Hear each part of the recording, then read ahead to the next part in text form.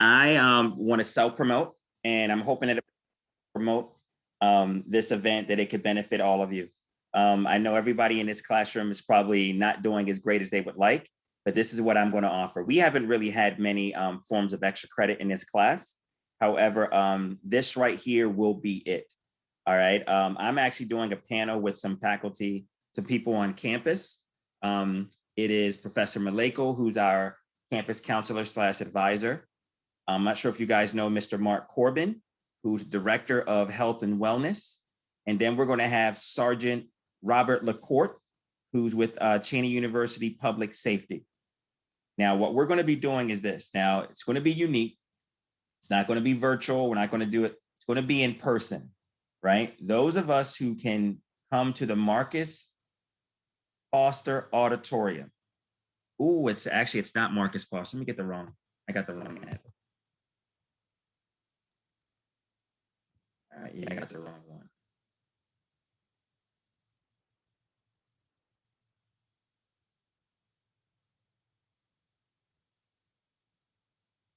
As development, TIEC.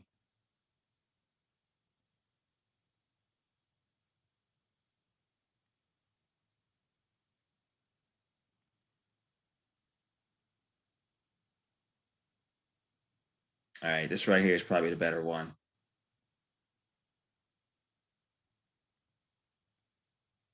Yes, it is in the Marian Anderson Auditorium. Reason why, because we had a little bit of conflict. As a result, I think the Keystone Honors Program had some events possibly planned in there for this. So we actually moved it to the Marian Anderson Auditorium. This event's going to be in person. It's not going to be over Zoom, but those who are able to come in attendance, I'm going to give you guys extra credit. And I want y'all to pay attention to what I'm about to say, because this extra credit is very different from what you guys had before. You guys remember, I would give you extra credit in the form of extra credit on an exam, right? I would give you extra credit in the form of improving your grade. That's fine and dandy. You might get an 83 on the exam, and then you might get an 85 on the exam as a result of doing the extra credit. That's going to benefit you. It's great. However, it doesn't benefit you the way that I'm about to give you extra credit for this opportunity, right? It's going to be in person. I don't want anyone to come out if they feel unsafe. Bring your mask, social distancing. It's a large room. We're not going to allow you to be in the far back rows, but we will allow people to have as much space as they want to while during this event. The extra credit that you're going to get, I'm going to say it's going to be anywhere between 3 to 5% of your grade, right? And let me tell you, that's different. It's not about getting a grade on an exam. I'm talking about if you have an 82 in the class with this 3% curve, you won't just have an 82 in the class. You look at your complete percentage in the class, and then you now have an 85% in the class. That right there is arguably the most generous form of extra credit. I don't mean to sit back and make you guys not care, but again, when people offer you extra credit, they usually will put it on an exam, they'll put it on something, and it's very trivial. It's very meaningless in the sense of the entire course, right? But this right here will be overlapped onto the entire course when I'm doing this. Now, we need you guys to be there. That's May 6th, 6 p.m. in the Marian Anderson Auditorium. I can give you guys a kind of a rundown, but I'm going to make today's lecture a little bit about what we're going to be doing. It's a 30-minute movie. You guys can raise your hand, just like the virtual raise your hand, if you guys have heard of this movie. It's frustrating because the Oscars just happened.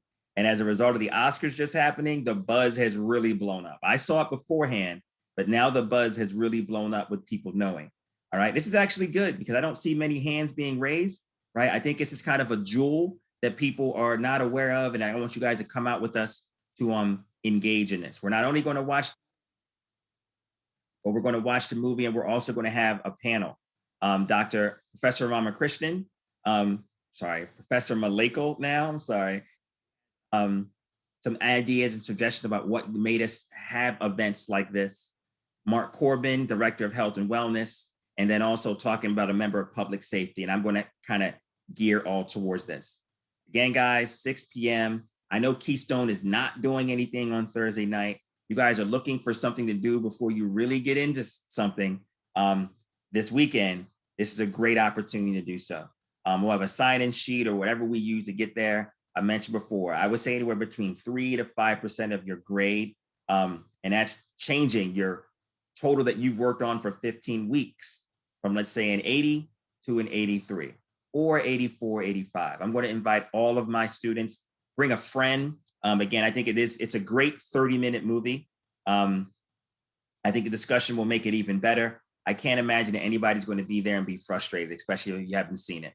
I've done this before with my children. They loved it. It was, I think it's a great idea. I try not to steer you guys wrong, but I do want to reward you. We don't want to be in there by ourselves during this event. I hear it's very difficult to get people to attend events on campus, all the while y'all in your rooms complaining about there not being anything to do. So please come out, get some extra credit. And actually, that might be one of the things I do. If you guys come and you bring a friend, right? I mentioned before, my hand anywhere between 3% of your grade to 4 or 5. If you bring a friend with you that's not in this class, that'll be one of the ways to improve your extra credit. So maybe instead of getting 3% of your final grade, it'll be 4% of your final grade if you come and bring a friend. Now, what I want to tell you guys to do, so many people miss opportunities. Oh, Dr. Barnes, I forgot. You're not going to get anything like this again, right? The semester is over. Those of you who are interested, right? What I want you to do is to put this in your phone. Put a reminder in your phone right now for Thursday at 5 p.m. I would even tell you to do 2 reminders. Do a reminder at Thursday at 5 p.m. That's an hour before the event. That means no matter what you're doing, you got a chance to get back on campus, get dressed, get ready so that you won't forget this, go find a friend, et cetera, right? Also, you can make sure that you can, don't forget, be a reminder. Then I would say also send another reminder around 5:30 in your phone. Again, it's a great opportunity. I think I'm going to stick with the 3%. I'll send you guys an email when I really get this flushed out. But I think 3% of your grade will be if you attend. And if you bring one friend, you can get 4% improvement on your grade. You bring a second friend, you can get a 5% improvement on your grade. All right. We want to make sure that we get a good number of people coming out to this. Just make sure you sign in, and then you just kind of initial your friends, put an asterisk by you or your friend's name, and we'll sort this out a little bit later. Again, I really enjoyed watching this movie when I heard about it. I don't think I'm steering you guys wrong. It'd be a great opportunity. And I think discussing with faculty and stakeholders on our campus will just make this a little bit more engaging. Then we'll let you guys out, be around 7:30, and go get into whatever kind of trouble you guys want to get into on a Thursday night.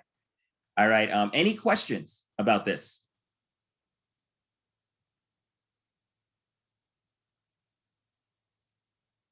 All right. Now, I don't want to hold anybody, but I would like you guys to do me a favor in the chat.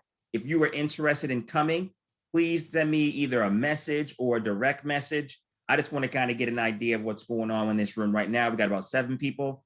Put either a chat, you can put it out so everybody can see it, or you also can do a private message to me just so that other people aren't know what's going on. And then also let me know if you think you might come with the +1 or +2 for the event. I'm a little scared because I'm not saying anything in chat, but I know it takes a little time to type y'all fingers. All right, so let me move on to this. All right, excellent. All right, now also just to let you know, Madison, the psychology club, they're probably around to it, but the psych club is definitely going to try to promote and make this one of the things that we're doing. Excellent. Guys, honestly, even with the numbers of right now, I think getting a good audience with what we're going to talk about today, we got some good impact. We got some really, really good impact in addition to what's being shared and then also what's coming to me privately. All right, excellent. All right, again, those of you who want to come, I do want to encourage you, please don't miss this opportunity. So again, put it in your phone, a little reminder to remind you at 5 o'clock, and then also another reminder around 5:30, 5:45, depending on who you guys are. Because again, I would love to sit back and give you guys extra credit for doing nothing, but it really will only be able to be people who are actually there.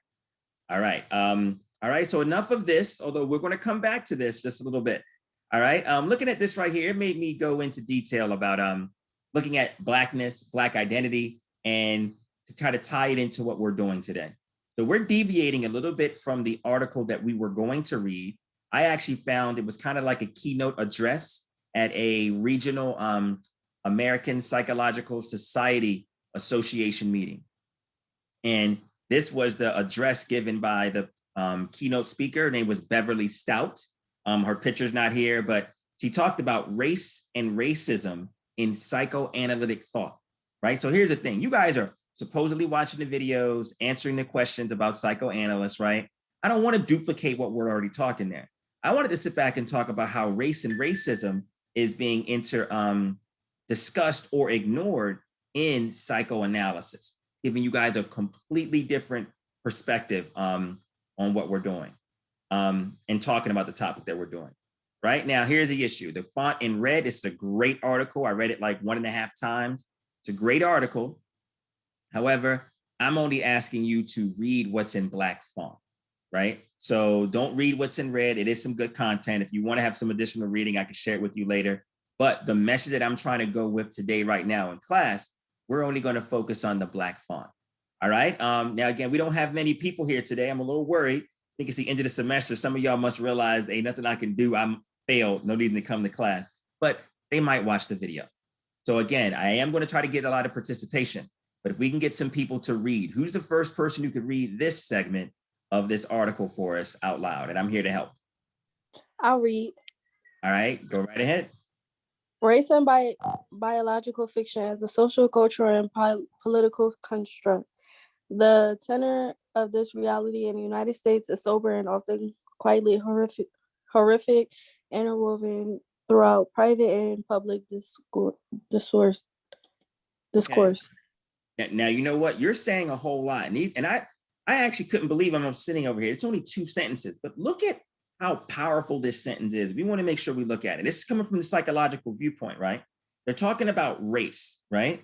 Now, race is only real when it comes down to biology. You can sit back and look at biological markers, that you can look at the DNA, and you can find out what a person's race is, right? But that's not what really causes issues with race, right? Forget that it's a biological reality. The issues surrounding race and racism come from social issues, cultural issues, as well as political issues, right? So those things, the social constructs that we make up in our head about races, that's what's more important and detrimental. The cultural differences that exist between races, that's what's more detrimental than the biological thing that's real. And then the political construct about racism, that's more important than the biological construct. So which goes to show that the issue about race and racism, it's a people thing. It's not a nature versus nurture thing. It's a people thing.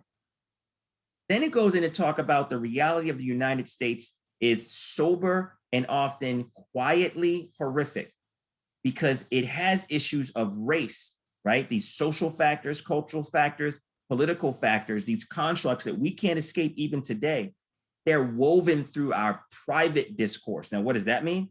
That means the conversation that we have when others aren't around or we're around like-minded people and or family members, right? And it's also woven through our public discourse. But I'll tell you, it takes a brave individual to talk about these issues, especially in the cancel culture that we experience today, to want to talk about these things publicly. Everybody is not an advocate or willing to take the risk to be an advocate. All right, who can read this next segment of this? Thank you so much, Maya.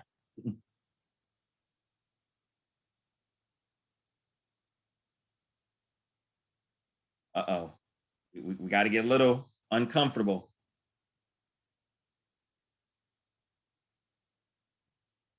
Seven people in class, we definitely got more than one person that can read. I can read. All right, thank you, Madison. I'm sorry, I'm putting it tough on you. Thank you so much. It's okay. Yeah, do I start at psychoanalytic? Right here in this article. Oh, okay. In this article, I review psychoanalytic literature and related mental health disciplines for their writings on race, beginning with Freud and continuing to the present. All right, now, right there, what you mentioned, that's not Freud, that's Freud. Oh, sorry. Is he's the father of like psychoanalytic research, right? And that's the reason why we're doing this, because what you'll be doing on the back end of the videos you're watching is looking at psychoanalytic theory, which Sigmund Freud is the primary driving individual for that, right? So article, we're going to look at this literature, and we're going to look at how they talk about mental health issues related to race, beginning with Freud. Freud is like the father of psychoanalytic theory, so of course we necessarily have to start with him, right? Now let's move here. Now this is actually interesting.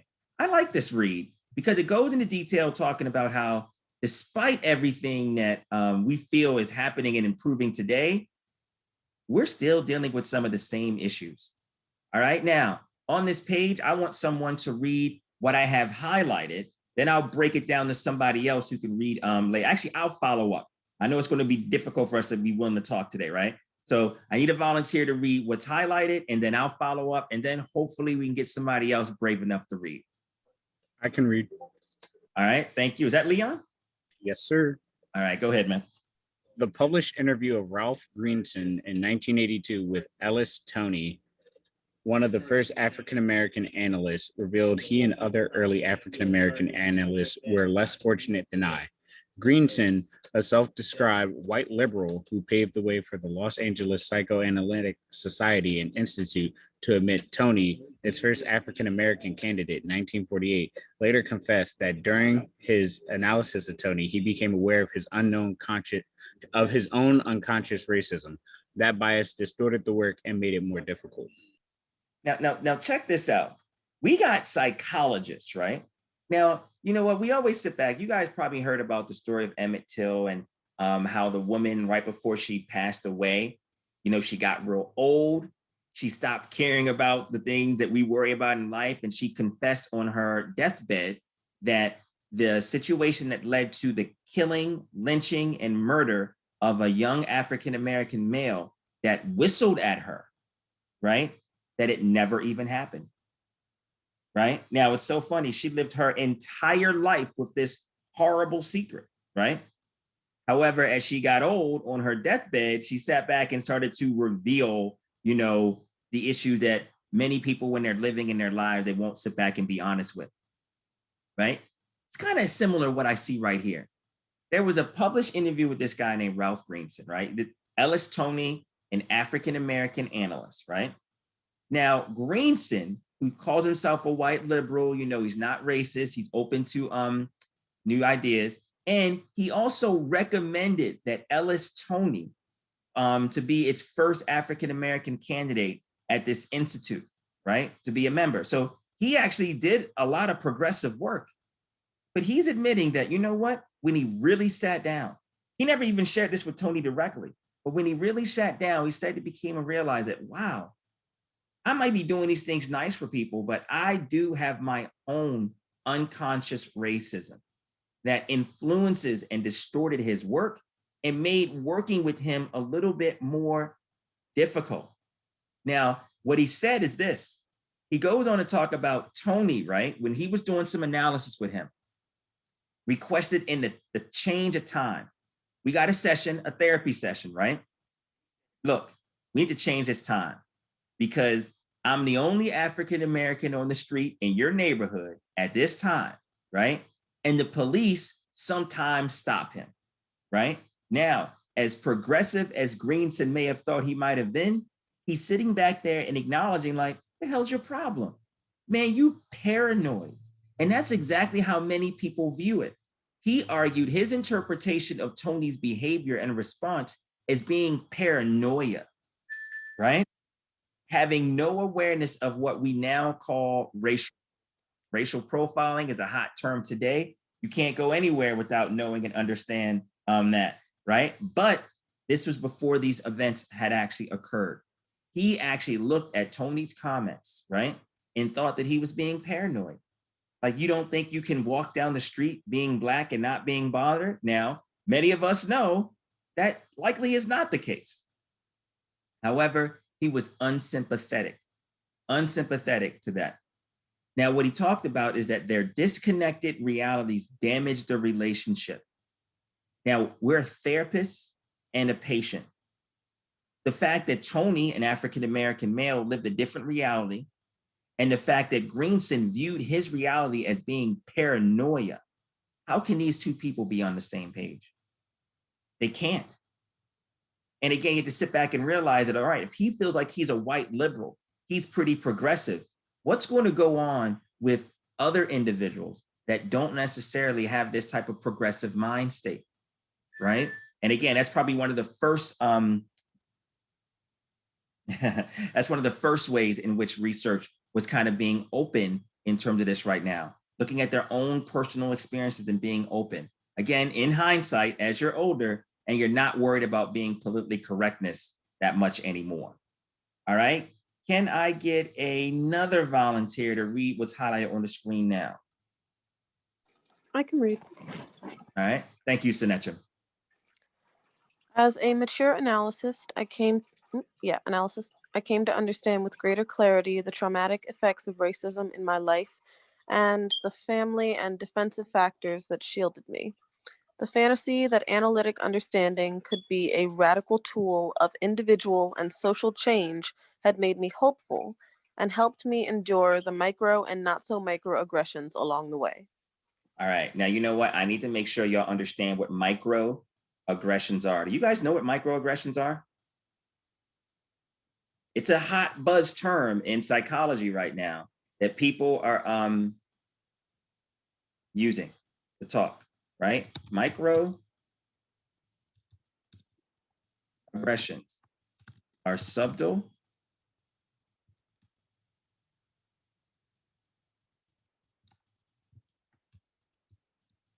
aggression that are fueled by individual differences. I'm going to put this on the screen. All right. Microaggressions are subtle acts. Ooh, I got it spelled wrong. I'll sit back and see if I can do this. Subtle acts of aggression. Now, so it's not a situation of like kind of thing that you hear in the news where people are screaming out, calling you the N-word, fighting, kicking old Asian ladies. No. We're talking about those subtle acts of aggression, kind of like intolerance, right? A microaggression, right? Now, it's not fueled by racism, at least I would imagine, would be, let's look at this right here. I'm gonna pick on you, Kamal, right? But Kamal reaches out to me, right? Dr. Barnes, I missed class. Can I do the reading assignments again? Can you give me an extra day, right? Right? Actually, that's so funny. I think you reached out to me via email. You know what? I'm gonna keep it 100% real. I don't even know if I responded to your email, right? So Kamal sends me an email, right? And he has, he's asking me to do a video over again, right? He's doing a reading assignment quiz, right?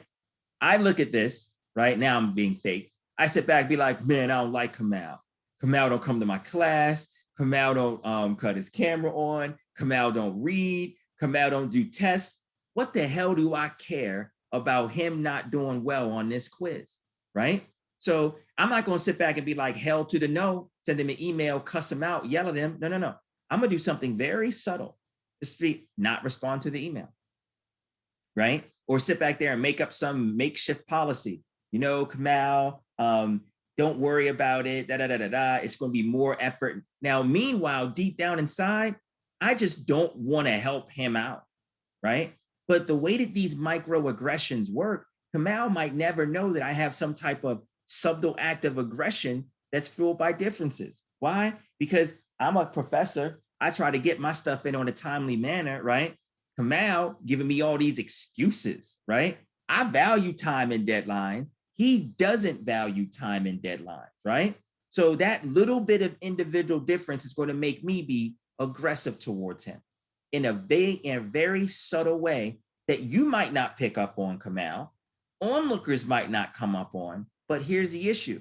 As a result of that individual difference, you might get that a whole lot in academia. Now, we just talked about an individual difference about valuing deadlines, right? Let's talk about individual differences about religion, skin tone, culture, beliefs, political affiliations, right? All those things can lead to microaggressions in very subtle acts of aggression. that aren't like calling you a name, hating on you, throwing stuff at your house, et cetera, but just little acts that's letting individuals know we don't approve. And actually, sometimes the individual may not even be aware that a microaggression has just occurred. So that's what a microaggression is. Now, when it comes down to African Americans, we realize that African Americans, we are the targets of microaggressions day in, day out. Sometimes we may be aware of them. Sometimes we may not be aware of them. Sometimes we have no idea, but it consistently beats us down. It's the black tax that many of us have to deal with in trying to navigate this world as a sane individual that's not perceived as violence, right? Microaggressions. That's a great fodder to be on the exam. Yeah, I want to make sure we talk about that. Okay, so let me scroll down a little bit more. I'm gonna clear this off, annotate, clear, boom. Now I'm going to read this because I just really, this just hit me. I don't even know if it was from a psychological viewpoint, but it just hit me just necessarily talking about the hypocrisy that America is, right? Now, in order to have this discussion that we're having right now, we must start by acknowledging that America was and is a racialized society. Everything we are and everything we have become emanates from the split in the foundation of this promise of we the people, right? So we the people, but as soon as we say that, right, we split, oh, we the people, right? But I don't know if y'all the people, or you're those people, or you're the black people that are not considered equal, right? Americans are acculturated and bred into the notions of race, power, and projection, right, onto socially sanctioned others, right? Even though we try to sit back and sell America as the melting pot, this acculturation and assimilation of a dominant group, which necessarily places minorities, immigrants, right? We put them into kind of sanctions, into different groups of people that we call others. That always has been at the core of what America is. It has always been at the core of it. So it talks about kind of the hypocrisy with which in we live. America is supposed to be the land, we the people, the land of the free, the land of opportunity, right? Anyone can come here, right? But as soon as you come here, oh, you are definitely made aware of how we view you, value you. We have placism, value, and it really kind of undermines this promise that we have. I'm actually going to skip this aspect right now, but what it talks about as during this transition is really talking about how Sigmund Freud, right, the father of psychoanalytic theory, he was Jewish, and anti-Semitic talk, it really should have made it so that he was very mindful of the racism, discrimination that he felt as a Jewish immigrant in the United States, and also when he was in Vienna, right? Because where he was in Vienna, they actually was referred to as like, they considered Jewish people, especially if you were darker, as kind of like Black Jewish. You know, like they kind of treated you like the N-word of the Jewish community, right? So again, that type of distinction was everywhere, right? Sigmund Freud credited like his experience of being motivated to be driven to be successful by those experiences, people treating him differently. Despite that, there were some writings that could be read and perceived, right, as him having missed opportunities in standing up for the racial minority in America. So even though he experienced even though he experienced a lot of racism against him as due to his Jewish heritage, he felt like in his theory, he wanted to not tackle issues of racial discrimination and to separate his experience from those experiences that are going on in the United States with African Americans, because he felt looking around, right? This is kind of like what white privilege is, just a little bit, right? You can experience it to your little level, right? But you know that there's a good portion of Americans that are not racist, right, to you, and I want to make sure that I'm marketable towards them. If I make my theory cognizant and mindful of the African American or the minority experience, I'm going to lose that person. I'm going to lose that person who's not outwardly racist against all white people and or Jewish, right? But if I tie my theory to African Americans and the minority experience, I'm going to lose them as well. So if I lose them, I'm not going to be famous. Now, what I'm doing right now, we jumped articles, right? I'm going to go into detail about some of these theories, and I'm going to try to go backwards and tie this to what we're talking about, and upcoming and tying it into the movie that we're going to be showing on Thursday. I'll say it again. Movie on Thursday, 6 p.m., Marian Anderson Auditorium. When you come, you will get a certain, I would say 3% improvement on your grade, your entire grade in this class. You can bring up to 2 friends. And when you bring those 2 friends, you can get up to a 5% curve on your grade in the class. This presentation will probably last about an hour 15, hour and a half. Be there at 6 p.m. Bring your friend. It will literally change your grade in this class. Not like it helps, I feel better. No, it will literally change your grade. All right, so let's go to the segue. Sigmund Freud talks about 3 components of personality. Those components are the id, the ego, and the superego, right? Now, we're going to define each of these. Who can read this right here for me? I need somebody. It's a very short one. I can read it. Okay. Actually, you know what? I got to volunteer so quickly. I'm going to have you read these 2 sentences. These both 2 I just highlighted. Okay. So the ID is all. Right, now, hold on. You're doing a great job, Jada. Thank you, right? But it's not the ID like a driver's license. We're talking about the right? So the id is a component of the personality. So ID, the id. The id is all the irrational, illogical impulses that drives you to seek pleasure. It says that people do a majority of things they do because it makes them feel good. All right, right? The id is driven by the pleasure principle, right? Which says people are motivated to obtain pleasure and avoid tension and discomfort, right? So our id is irrational.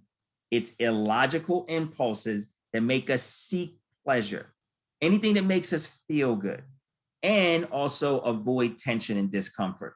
Honestly, you can sit back and think about it. Sometimes coming to class, studying, all those things are discomfort. It's tension, it's frustration. People have habits to avoid these things. They really do.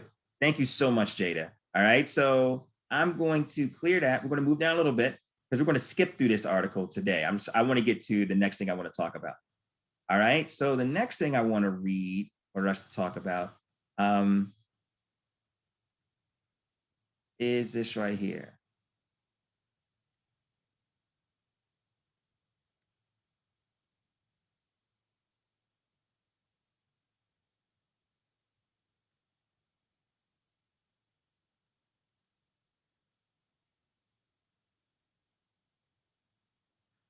All right.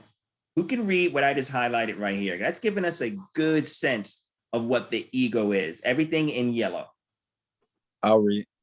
All right. Thank you, Kamal. You know what? I didn't think you was going to talk because I picked on you with this little example today. Okay. The ego was above the water and made up part of the iceberg. This is the part that rationalizes and regulates thoughts and behaviors involved mostly with the external world. The reality principle drives the ego by stating that gratification should be postponed until the appropriate time. Okay, now this is doing a whole lot, right? The ego. Now I want to divide this up because let me tell you, when people use the word ego, we sit back and think about like you bragging, and that is not the psychological construct of the ego. The ego is the part that rationalizes and regulates thoughts and behaviors, right? So the id is impulsive, right? But the ego is going to rationalize with what the id wants to do. It's going to regulate your thoughts and behaviors, right? So it might sit back and be like, you know what? I don't want to go to class today. Okay, so if you don't want to go to Dr. Barnes' class today, you don't have to go. But what you should do is watch the video later so you can get caught up on what's going on. That's what your ego will allow you to do, right? Or that's what your ego should tell you to do. And actually, many people, they tell me, like, look, when they make a decision not to come to class, that was in their heart at the moment, right? I ain't gonna come to class, I'm just gonna watch it later. Unfortunately, later comes and they don't even watch the video, right? And they say that gratification should be postponed until the appropriate time and place. That's what the ego does. The ego is looking at what the id wants to do, impulsively pleasure seeking, and saying, nah, man, chill. Not right here, not right now. It's kind of like, I don't want to say it's your conscience, but again, it plays that role. It definitely plays that role. The last thing that we're going to talk about is the superego. Change colors on this one too.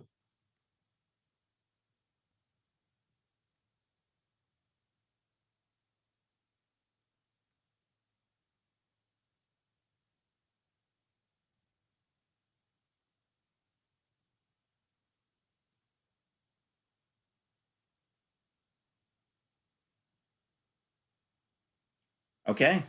You know what? I think it's these first three sentences right here. I need one volunteer to read this for, and I like where we're going with this. Who can read this first in green? Can I read it? Yes, you can. Go right ahead.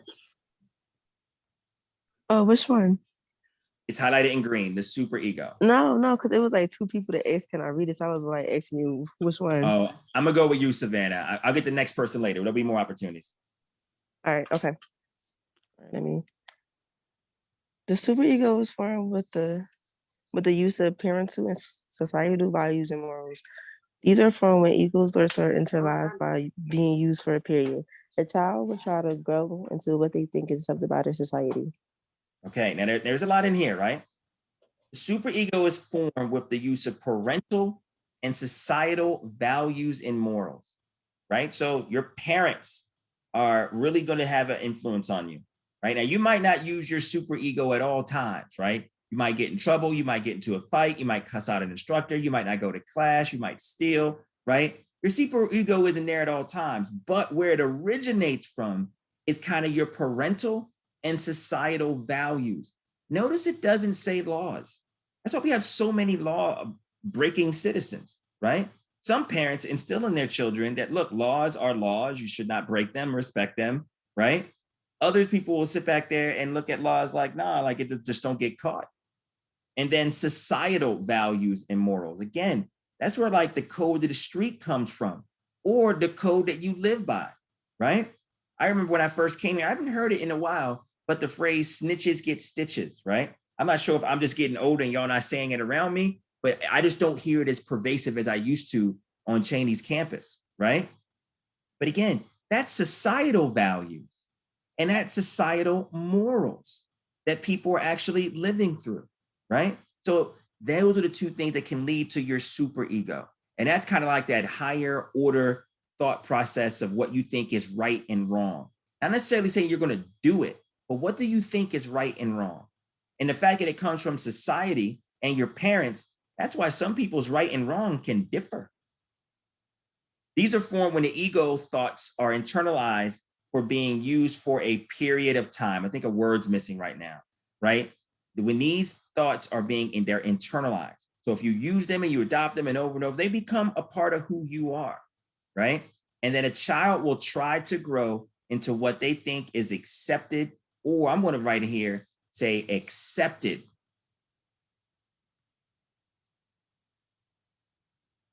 Wait, hold on, let me change this. Accepted or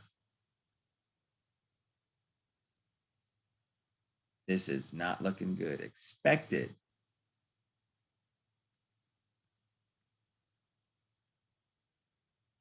by their society, right? So this is key.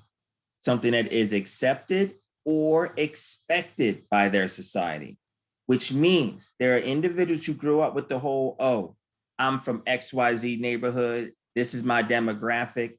This is my family. This is who I am. You ain't never going to be shit, right? So that individual, a child, may actually grow into what's expected of them in society, right? People been telling me I ain't gonna be nothing, ain't no opportunities. All I gotta do is sell drugs, do this, et cetera, right? So these parental and societal values can make it so that individuals can and will grow into either what is accepted by society or what's expected by society. And they can be two very different things. You know, if you expect me not to be something, right, that's not really accepted by society, but it is a very different path that the individual can move on. So we have these three aspects right here, right? Now, how do I want to tie this in to what we're doing this come Thursday? There's a movie, right? The movie that we're going to show on Thursday. I want to make sure y'all understood or followed me, right? What's the movie that's going to be showing on Thursday, May 6th at 6 p.m. in Marian Anderson? What's the movie I said I was going to show with y'all? Two Distant Strangers. Two Distant Strangers, right? Now, this is a long movie or a short movie, somebody else. How long is this movie? 30 minutes. 30-minute movie. We're going to have some faculty, myself, public safety, and some people having a nice discussion about this film, right? Now, I want to sit back there and share with you kind of the premise, right, of what this movie is about, right? Now, this right here isn't about the movie, but it's about the issue. Now, I think I mentioned before, when this movie first came out, I kind of got wind of the movie. I shared it with my kids. We had a little legacy lecture thing that we do, right? It was, at that point, it was nominated for an Oscar. Now it actually won the Oscar. So it's like there's a lot of buzz about this short film that's coming out, right? But there's a couple of things I want to sit back and talk about. And I think I'm going to just read this, right? But it came from a company called 6 Feet Over, right?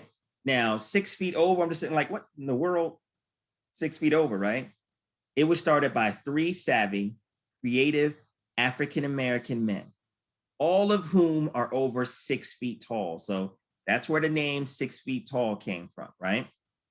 Now, they're getting a lot of support right now in a nutshell from this movie, Two Distant Strangers, right? They talk about how the buzz is on the streets, about what's going on. Now, this guy's talking about this image right here. You look at this. This right here is Black enterprise at its best.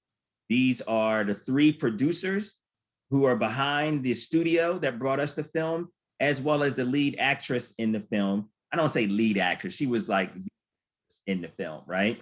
But again, these individuals were pretty much not known prior to this, right? But this company, 6 Feet Over, definitely with an Oscar nomination coming up on Pack, they're definitely going to be something that we hope to look for to see their success as it moves forward in the future.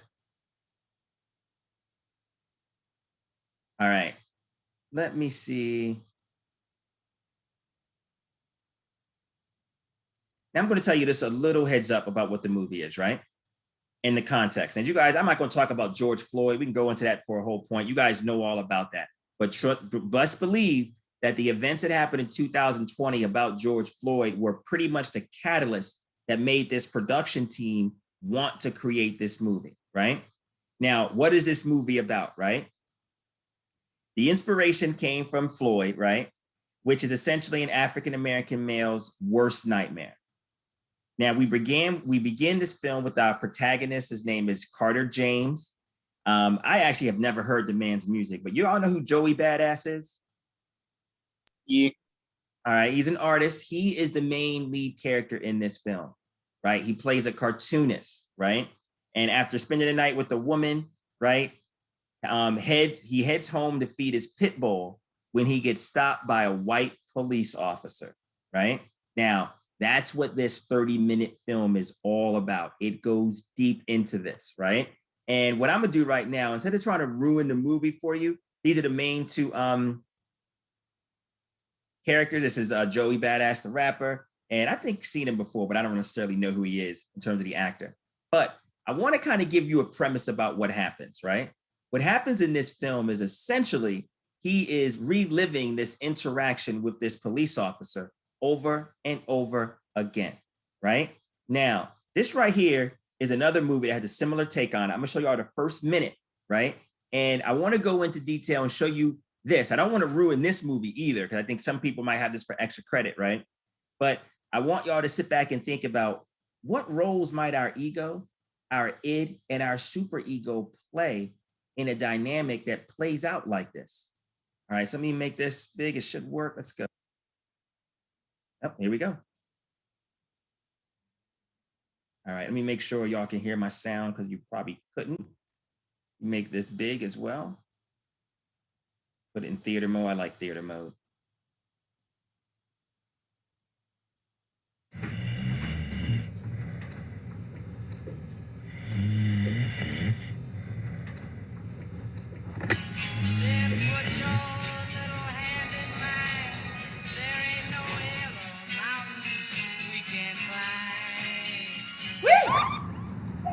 You got a broken taillight back there. Can I see some ID? Oh. What are you reaching for? My ID.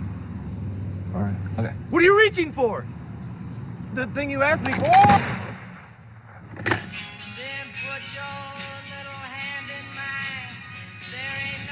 What? I'm alive? You didn't use your turn signal back there. Let me see some ID. Yes, sir. I am going to reach down now very slowly. Don't be stupid! Don't be stupid!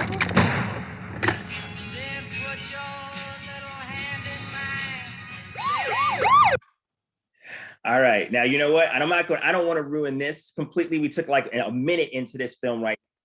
But I want to tell you that the Academy, the Grammy Award, actually not the Grammy, Grammy is music, but the Oscar winning 30-minute film is kind of a play on this. This is kind of comical. This is about 4 minutes and 15 seconds long, right? But it goes on to that same type of venue, that same type of discussion, that same type of situation, right? But just in a very different tone. This right now has this video right now has about what 3.5 million views, right? And that's as a result of, again, some kind of controversy talking about how these films are very similar to one another, right? So people are going to go see what they think to be the source material, right? But my discussion doesn't really want to be about that. My discussion wants to go back to think about what we have and what we can talk about when it comes down to the id, the ego, and the superego. All right, so let's blow this up. Now, I want you guys to sit back there and think about this, right? I want you to put yourself into the situation of, let's say, an African-American male being pulled over by the officers. And we're going to think about these three entities, right? What the id would want to do, what the ego would want to do, and what the superego would want to do, right? Now, as a reminder, right? The id is extremely pleasure-seeking. Pleasure-seeking, irrational.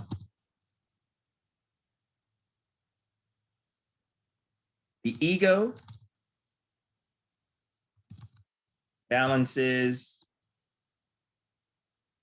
pleasure with, I'm going to say, consequences. And superego is the moral beliefs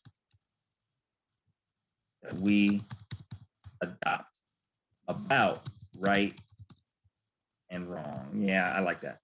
Okay, now, this situation, I want you guys to imagine that you are pulled over from a cop, or you can put yourself in the shoes of this situation right now, right? What might be these three different entities in Freud's psychoanalytic theory, right? What might be their demands or their desires, right? You're driving before he pulls up, right? Or any aspect, you say whatever you want.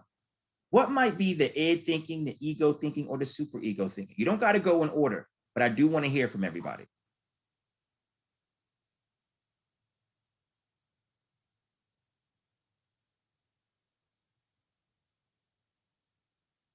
Uh-oh. All right, so I'm just gonna go. So I did see the movie with Joey Badass. I just wanted to tell you that I did see that movie. It was nice. But so for the id, I don't know. Like if I was just to get stopped by like me, cause like like I get smart, like sarcastic a lot. So I would be like I would know not to get smart, but then some part of me would be like get smart because like why would you stop me over for this? Like come on, stop playing with me. But then part of me want to just be like more on a I gotta think like you can't be getting smart. Like you really need to like really think smart. Like so that would go with like the super ego with the right or wrong. So I would just like I don't know. I guess I would like claim my rights and be like, you know, if you got like a warrant or you can't check me for nothing, like really claim my rights, but like still being like smart about it, like not trying to like say in like a different tone or, you know, like just like wording it right, not trying to come off like aggressive or like, but let them know like I know my rights as a human being. Like you can't be just stopping me for nothing, you know? Exactly. All right. So I like that. Now, what you said a whole lot, right? But we're just taking a little out of it, right? You said, like what you just said, right? Like, I want to talk back, right? Or yeah, but I can't. Yeah, exactly, right? But that's what you're thinking, right? Yeah. Moment when you feel like you're getting pulled over for a reason that you don't deserve to, what the hell you pull me over for? Yeah, yeah. Like you know, that's right? like my first reaction. So that like that's like that's right? like the what's up? Would that be like the ego or super? I don't know because it's like I put it on the screen, right? Okay. Talks back or gets smart with the cop, right?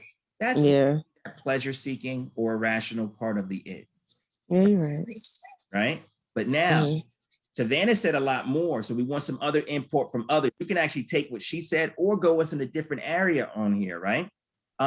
What else could happen? Thinking about all of these three different things. Sigmund Freud's theory is supposed to explain almost everything that humans do. So what else could be used from either the id, ego, or superego? And I promise you, there's no bad answers because no matter what y'all say about what you would do, think, or feel, Sigmund Freud's theory, I promise you, will be able to put it under one of these categories. So what do you guys think? Are we only talking about it through like cops, like if we was to get pulled over? Yep. So, okay. So what would you say, Jada?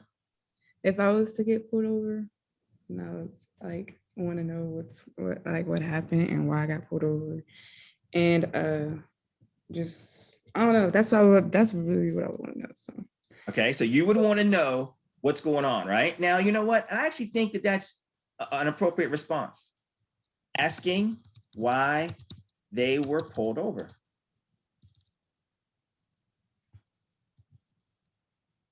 Right? And honestly, in this little video that we just saw of the Black Groundhog Day, right? It was actually it. That's exactly what he just did. He asked, what'd you pull me over for?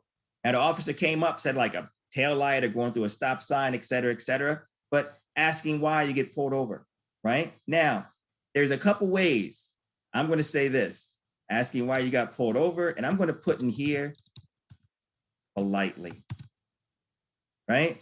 You know, in a respectful manner, right? Because again, you can't tell how he's going to respond to it, but asking why they were pulled over politely is very different from, you know, talking back, getting smart with the cop, right? But asking why they were pulled over politely. And that's because you know you ain't do nothing wrong. They don't got no right, but you know what? Yeah, I shouldn't be talking to an officer that way. So I'm going to try to ask them why they were pulled over politely.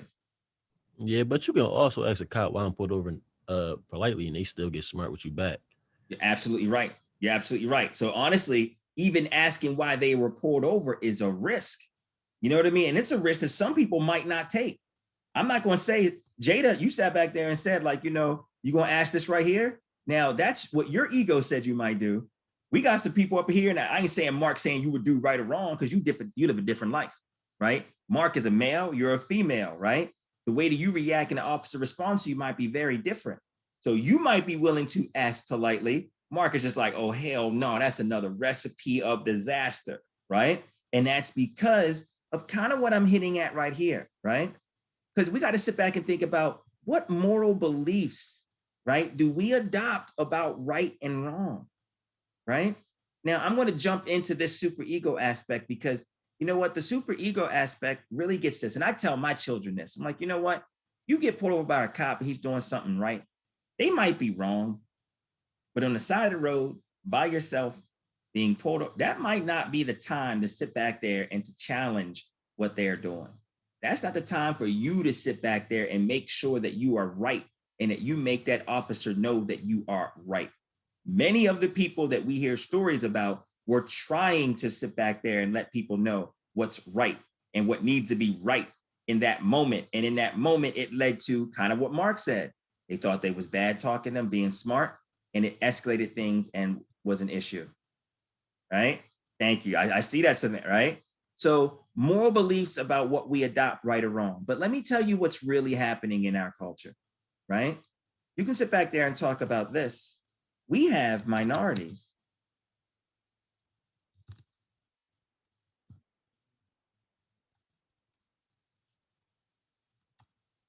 who believe we are targets.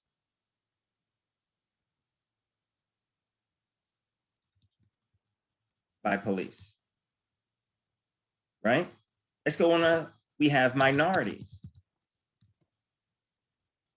who believe any interaction can lead to death. These are the morals and the beliefs that we adopt about right or wrong. We have minorities who believe the cops can get away with murder. All these aspects are what our superego is doing. Now, I want to sit back there and think about this, guys, right? How taxing does our superego of the minority living in America with what we see, how taxing do we believe that this is on us? This has got to be tremendously taxing. I mean, it's like a downer. It's like bringing us down. It's a weight on our shoulders that we're dealing with.